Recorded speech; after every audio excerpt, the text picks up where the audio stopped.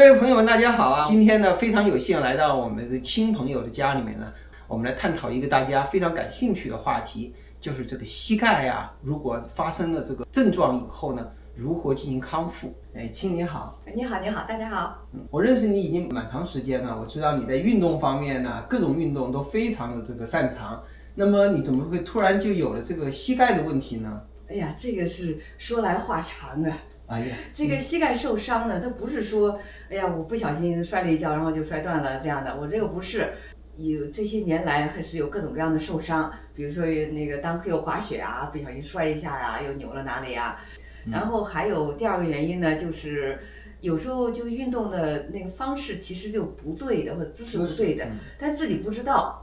比如说跑步啊，我还努力的想跑个全跑马。结果没跑成，只跑了半马。这个过程中呢，就是你跑步的姿势不对，实际上你要跑得好了，对膝盖可能是好的，但是不对呢，实际上就是一直使得它有点受伤，但你自己并不知道。我们有些人呢，可能说不定你也是一样的，就很喜欢挑战自己，就是比如说我跑步，我本来也就是按我的能力、体能，也就跑10公里可能就够了。但是呢，我就很想挑战自己，说我下次能不能跑15公里，下次能不能跑20，就是push over the limit 这件事呢，实际上我觉得对关节啊，可能负担都挺重。你怎么发现什么症状让你最后导致去看医生呢？就是一开始的时候呢，就时不时的运动之后，觉得它一开始有点疼，后来就很疼，然后很疼之后，你就觉得休息一下就好了。但是忽然就有一天发现，哎，怎么越来越严重呢？它疼一次很久都不好。那个柔韧性开始有问题，下蹲不了了，只能连90度都到不了。然后要是努力的不管怎么蹲下去了，就起不来。我们这个大腿的骨头呢，实际上呢分为这是股骨，然后呢这下面呢是胫骨，然后中间的这一块呢叫髌骨。股骨和胫骨中间呢有2个半圆形的软骨的结构呢，在中间作为这个缓冲，那么叫做半月板。当你发现了有问题了以后，到这个最后的确诊和诊断中间都经历了哪些故事呢？也这是一个很长的过程。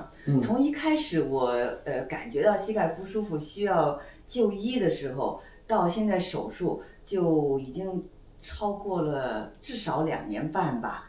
那一开始呢，就是先看的家庭医生，后来看运动医生，又推荐到别的什么专科医生，反正呢就做了各种各样的保守治疗，这也有很多故事。所以我这些治疗都效果不是很明显。那么从这个家庭医生到最后的这个正式推荐成手术医生，中间等待的时间有多长？你看家庭医生呢，就去年4月份吧，就把我推荐过去，然后呢6个月以后呢，那时候呢就见了一个 physiotherapist， 详细的解释了，如果做手术是有哪些利弊，会有什么风险。那如果决定做的话呢，他就把我推荐给负责手术的那个医生的把我放进那个系统。然后呢，我又开始正式的排队做手术，又是半年的时间。又是半年，哇，这个整整的前后，从家庭医生到最后做手术，实际上有1年的过程。1整年，那还是我运气好，因为呢，我这次通知我做手术呢，是因为这个手术医生刚好在这一天有个 cancellation。那么现在镜头前的观众很感兴趣，就是说你这个膝盖的这个严重情况，那么做手术呢是需要 partial 的呢，还是一个 full replacement？我很幸运，我只做了 partial 的。那么在这儿呢，我也从网上呢下载了一些比较专业的一些知识。那么在这个地方给大家呢简单的演示一下那个 partial 的和这个 full replacement 它们的差别到底何在。这儿就是膝盖的问题所在。然后呢，他把这个上股骨啊锯开，装上这个假的滑轨，然后把这个髌骨呢切开，装上假的这个滑盖。那么这个呢就是半膝盖手术。那么这段视频呢显示 full replacement 那么的情况。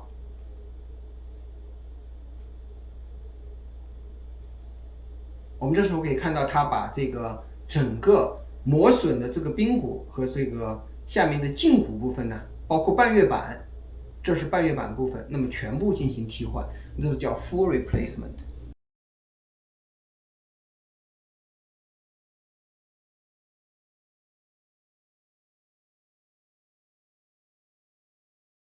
我们下面很关心的一个话题呢，就是手术当天的情况。那么能不能给我们介绍一下那天手术术前和手术中间的一些故事好吗？好啊，手术之前呢，就医生就通知头一天晚上，12点之后就不要吃东西了。到了医院之后呢，就首先呢就进到一个准备区，进入手术室呢，第一个要见的就是麻醉师。那理论上呢，因为我是半麻，我应该是可以清醒的。我要求让我保持清醒，可以看到这个过程，这也是生活的经历的一部分。结果好像跟我说完话，我就已经睡过去了，然后睡醒了，我就已经在外边了，推到那个术后恢复的观察的那个区了。为了弥补我们这个亲同学的这个遗憾呢，我在网上呢也下载了一个专业的医生，他把这个全部过程呢给放出来了。那么我们可以看到，虽然是在美国的医院呢，那么都是差不多的。那么这个医生呢，那么使用实际上完全的这个电脑，他们重建的这个3维模型，所以一个医生在这里操作的时候啊，在这个电脑这儿啊，有完全的这个立体的这个结构，显示他们的实际的操作的情况。那么最后你看他操作完了以后啊，这个医生呢对这个膝盖呢进行各种扭曲，然后呢使用各种专业的这个半月板啊，或者是髌骨啊这种假肢呢，对它进行看，最后用那个小锤子啊把它们都锤紧。这是整个的这个过程。好了，那么我们插播完了这个技术的常识以后啊，现在大家可能一定想看一看这个手术这个缝合的情况是怎么样的。亲的，能不能跟我看一下呀？当当，哇哦，这是激动人心的时刻呀！好的，那么我们现在看到了呀，这个上面呢还有一些这个铁的这个像订书机一样的这个钉子啊，大概有将近20个，那么有这么长的一个截面。那么你有没有发现，在这个醒来了以后呢，是有一些 unexpected 的事情呢？好像我运气不是很好啊，遇见几件小事儿。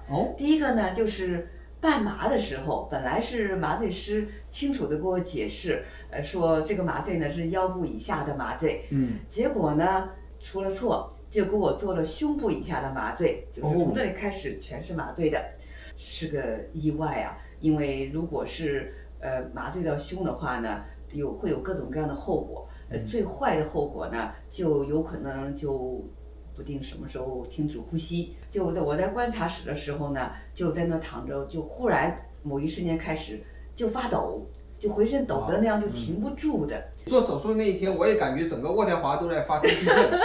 那一定是我抖的那么严重，很吓人。